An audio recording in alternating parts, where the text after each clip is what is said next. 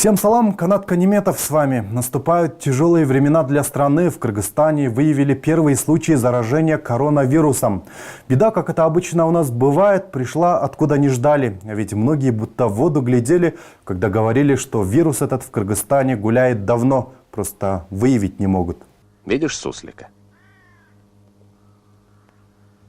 Нет. И я не вижу. А он есть. Итак, что по факту? Зараженных пока трое. Все они живут в Сузакском районе. Не так давно они вернулись из Саудовской Аравии после совершения малого хаджа. Паломники прилетели в Бишкек вечером 12 марта и разъехались по регионам. По алгоритму, после проверки тепловизором их отпустили домой. Страна, из которой они прибыли, относилась к третьей категории. Каких-либо симптомов коронавируса у них не было. Сейчас выясняется, с кем эти люди контактировали. У них возьмут повторные анализы на содержание в крови вируса. Из сообщения республиканского штаба. Так, давайте попытаемся переварить эту информацию. Люди приехали из страны, в которой бушует коронавирус. Только в 30-миллионной Саудовской Аравии около 200 зараженных. Что сделали власти Кыргызстана? Проверили пассажиров тепловизором и отпустили домой. А ничего, что существует такое понятие, как инкубационный период, и повышение температуры может и не быть. Почему власти сразу не включили это арабское государство в список опасных стран? Вопросов много. Перед телекамерами министр здравоохранения Космоспек Чулпонбаев появился рано утром. Смертельно уставший, с мешками под глазами. Видимо, не спал всю ночь. Значит, исследование проведено. Первый этап – это Орская вирусологическая лаборатория. Там подтвердили 3 случая. Потом эти же образцы были отправлены в срочном порядке в Бишкек. И в Бишкеке тоже вчера ночью подтвердили результат анализа Орской лаборатории. Поэтому по итогам этих 2 лабораторий мы сегодня уже говорим, подтверждено 3 случая. В Сузакском районе в срочном порядке введен режим чрезвычайной ситуации. Район этот граничит с Андижанской областью Узбекистана. Живут там около 250 000 человек. Людям запрещено собираться в группы, ограничен въезд и выезд из района. Государственные и стратегические объекты взяты под усиленную охрану. Эти кадры появились в сети буквально сразу же после введения в Сузаке режима чрезвычайной ситуации. На дорогах блокпосты, за правопорядком следят вооруженные люди в масках. Солдаттар турат, нарактагы карантин, медиктер турат, Благовещен концентре. Местный аким Ермекбай Омошев обратился к жителям района с просьбой не паниковать. Он заверил людей в том, что ситуация под контролем. Нет повода для беспокойства во время чрезвычайной ситуации. Соблюдайте рекомендации врачей и элементарную гигиену. Дай бог, мы победим болезнь. Запасов продуктов достаточно. Требую, чтобы все действовали в рамках закона. Сегодня, 18 марта, инфицированные коронавирусом вернулись из Саудовской Аравии 12 марта. Получается, целых 6 дней они могли делать все, что угодно, встречаться с кем угодно. Появилась информация, что вернувшиеся из малого хаджа закатили даже по этому поводу той на несколько сот человек. Дядя Петя, ты дурак? Мы взяли в кольцо дома инфицированных. Вернувшись из Умры, они провели той на 100-150 человек. Я сейчас уточнил имена 20 человек, которые участвовали в мероприятии. Все они сейчас под карантином. Власти Кыргызстана объявили настоящую охоту на тех, кто вернулся недавно из Саудовской Аравии. Только в одном самолете зараженными находились 135 человек. В Минздраве сообщили, что 90 из них найдены и изолированы. Возникает вопрос, где остальные 45? Появилась информация, что 70 паломников вылетели из Бишкека в Ош. Получается, оставшиеся разъехались по другим регионам. Кто даст гарантию, что и они не заражены? По данным Минздрава, в Иссыкульской области на карантин поместили одного кыргызстанца, который был вместе с сузакцами. Нам не страшен их коронавирус, карантин и прочий стыд и срам. В Джалабадской области 51 человек, вернувшийся из малого хаджа в Саудовской Аравии, госпитализирован на обсервационный режим. Число людей, с которыми они контактировали, 1122 человека. Biz umradan kelgендер, ушундай палатада жатабыз. Черемушкадағы 7-ші поликлиниканың больницасында жатабыз.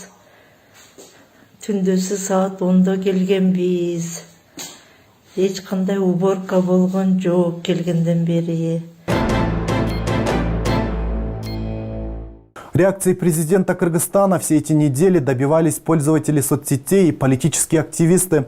Сегодня он наконец обратился к кыргызстанцам, сказал, что все будет хорошо, попросил не поддаваться панике и выразил надежду на то, что Всевышний нам поможет. Призываю вас не поддаваться панике, соблюдать все меры предосторожности. В стране имеется запас продовольствия в достаточных объемах. Нет нехватки лекарственных средств и медицинских препаратов. Все спекулятивные попытки будут жестко пресекаться.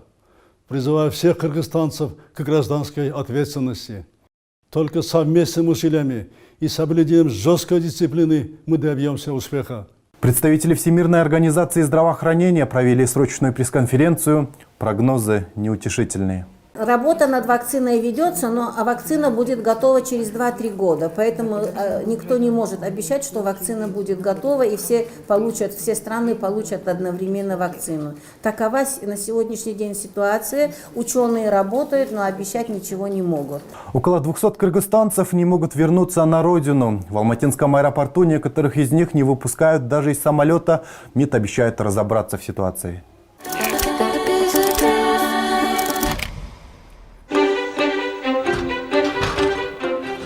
Человек разгуливает в халате по терминалу? Ситуацию вокруг коронавируса обсуждали сегодня на заседании Джугурку Кенеша. Депутаты предлагают ввести режим чрезвычайного положения на всей территории страны. О чем еще говорили депутаты? Смотрите в нашей подборке. Мой близкий знакомый недавно вернулся из Аравии. Мы с ним сегодня говорили по телефону. Он рассказал, что прилетел 12-го и после этого звал гостей. Много людей к нему приходило. Вчера вечером его изолировали. Все смешалось. В Европе тоже недооценивали проблему, и сейчас этот континент – самое опасное место. У нас тоже такое отношение к проблеме, будто бы недооценивают ее. Все ходят спокойно. Нам нужно всерьез этот вопрос решать.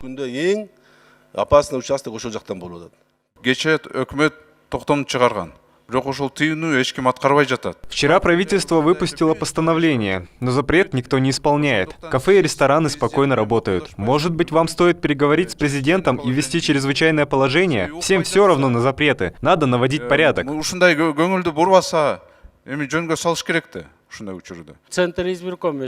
Пусть Центр избирком предложит варианты. Что делать с выборами? Может, надо перенести плебисцит на более поздний срок или сделать электронное голосование? Это очень серьезный вопрос. Пытаясь избрать депутатов, как бы ненароком не истребить население страны. Вы понимаете, сейчас грядет время, когда на самом деле граждане просто не смогут расплатиться с кредитами. В силу того, что закрываются предприятия, и предприниматели не могут выплачивать заработную плату. А это жизни сотни тысяч наших граждан, которые имеют кредиты в банках. Они не смогут просто расплачиваться со своими кредитами. Вот в этой ситуации каким образом вы можете помочь как Национальный банк? Как раз вот в этом отношении, чтобы банки не страдали, мы сейчас вот в стадии разработки временных изменений, это послабление в части провизий. Мы полностью поддерживаем ваше предложение, то, что надо помогать заемщикам, но единственное отмечаем, что надо к этому очень подходить взвешенно и точно. Нельзя сейчас огульно по всем кредитам делать там, каникулы и прочее. Это действительно нужно делать заемщикам тем, кто действительно связан именно с этим, у них бизнес, и они от этого страдают. В Оше сегодня наблюдался повышенный спрос на муку. По данным журналистов 7 канала, в очередь выстроились порядка 1000 человек.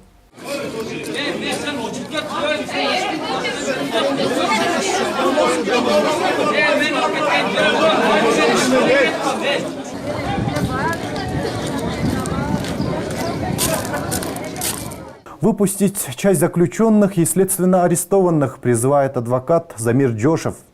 Да, всех заключенных и осужденных нельзя выпускать на свободу. Поэтому именно правительству и Верховному суду необходимо решить, какие категории выпустить из СИЗО, потому что есть те, кто сидит в СИЗО по подозрению в экстремизме, а кто-то по подозрению в краже 20 тысяч сомов. Парламент же должен скорее решить путем амнистии выпустить определенные категории осужденных. Не всех, конечно. В Иране большое количество жертв коронавируса. Это обстоятельство тоже их подтолкнуло к решению выпустить выпустить на волю более 85 тысяч человек. В городе Лос-Анджелес тоже выпустили из тюрем более 600 человек. Но нам не надо ждать, когда массы будут заражены. Лучше предотвратить, чем бороться с последствиями. Власти призывают людей максимально ограничить свои передвижения, а еще лучше оставаться дома. К совету этому действительно стоит прислушаться. Еще один эффективный способ не заразиться – чаще мыть руки и лицо с мылом.